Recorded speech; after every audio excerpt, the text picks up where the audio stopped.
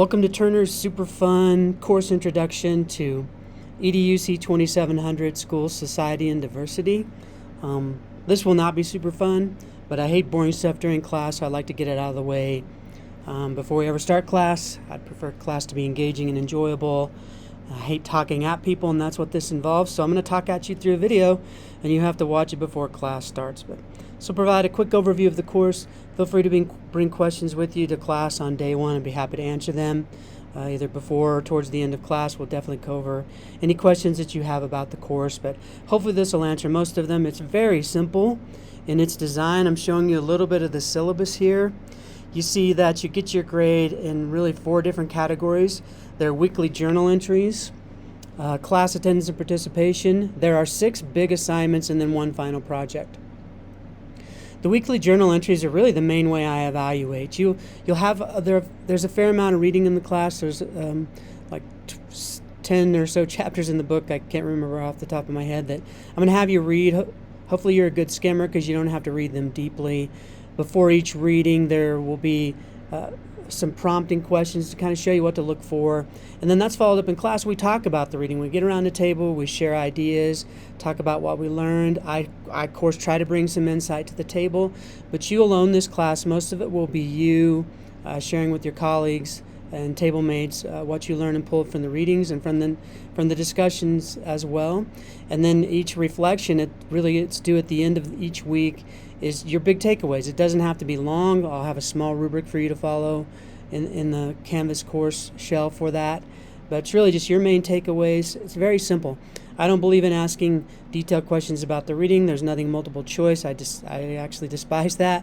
I don't think good learning comes from that. I think good learning comes from synthesis. You're adults.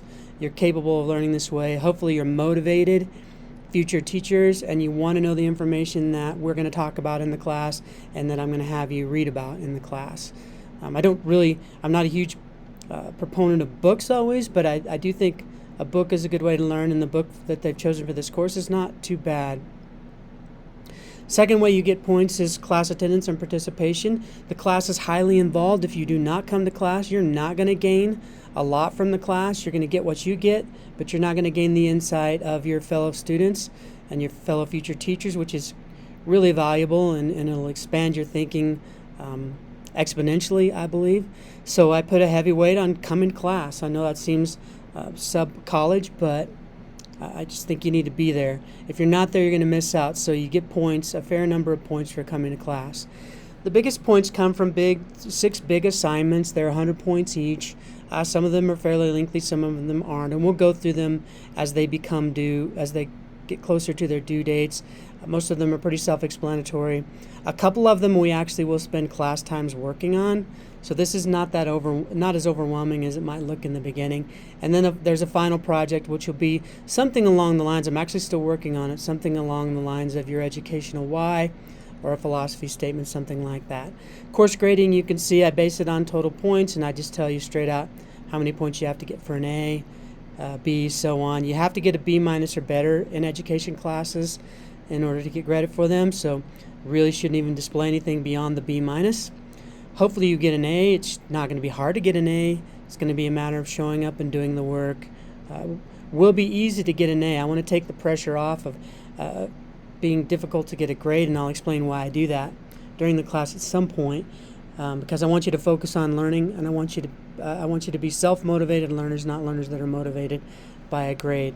In the syllabus, this shows week by week what we'll be going through, the chapters we'll be covering. I'm going to flip to the Canvas shell now because everything's in there. The way I organize is I put everything in modules week by week, so very simple. This Getting Started module is where you'll find, probably you found this video or a link to it, and the course syllabus is in here. And then week by week 1 is where we'll start, of course, and the date, I have the date there for you too. The thing that you need to do prior to each week is open up this week 1 preparation, week 2 preparation. Open it up because it's going to tell you what you need to be reading. So there is some required reading for class 1. Hopefully you get the book in time. If not, this one's circumventable. We can get around this one.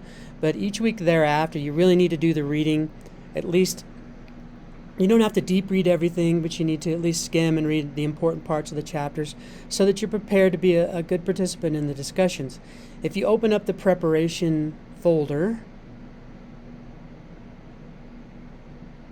it's going to tell you the chapter that we're working on that week, or not. We're not doing a book chapter every week, but most weeks we are. But here's the key thing you need to be looking for. Chapter 1, discussion questions, and I see I misspelled questions. I'll correct that, maybe. And it just really, if you read through these questions before you open up the book, it's going to help you narrow down where you really need to read deeply. I don't put exact page numbers because everything, I mean, sometimes I do, but you may have the ebook which may not have these exact page numbers on it, so that can be a little confusing. That's why I put the topics instead. But look at this before you do the reading. Even if you just want to read it all, hopefully you want to know all the information that you can get your hands on. But it's not all as I mean, there are priorities of value. There's really valuable information in the text, and there's information that's not so valuable. What I've tried to point you to is what I feel is the most valuable, and I've been teaching for 31 years, so I think I have a decent idea of what you'll draw the most value from. So please read these ahead of time. These will also be, for the most part, questions that we're going to discuss in class. Because when we get to class, you'll see I put in here the weekly PowerPoint slides. Basically, week 1 discussions, week 2 discussions. If you open that up, that's just going to be the questions that we're going to talk about in class. And you'll see they'll closely mirror the questions that were in the preparation. Pretty simple. So these are redundant. No need to open them both. I use this to guide class, to remind us where we're at.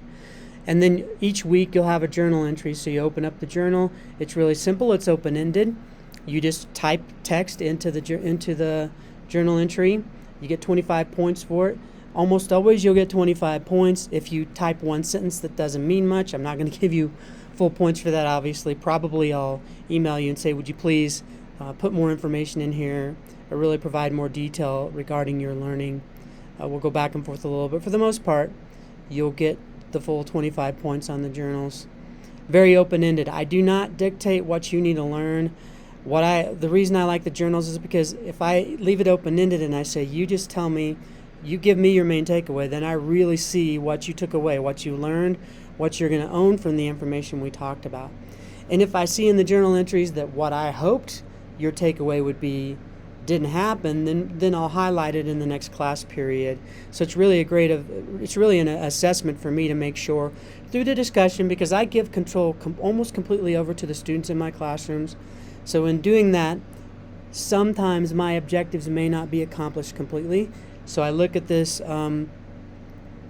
discussions, and I will read through all of them. If I have a busy week, I might not be able to, but usually I'll read through every one of your journal entries because I need to see that.